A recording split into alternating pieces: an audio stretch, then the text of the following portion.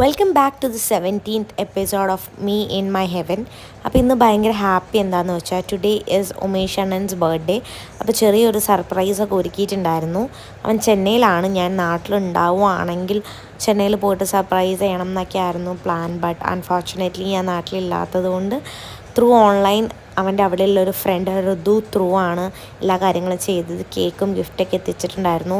Ritu was such A help. അവളെല്ലാം അടിപൊളിയായിട്ട് ചെയ്തു. അതുകൊണ്ട് അവന് ഭയങ്കര ഹാപ്പിയായി. കറക്റ്റായിട്ട് സർപ്രൈസൊക്കെ ആയിട്ടുണ്ടായിരുന്നു ആൾ ഓൾമോസ്റ്റ് കരഞ്ഞു. ഞാനും ഉമേഷും കമ്പനി ആവുന്നത് കോളേജ് ടൈമിലാണ്.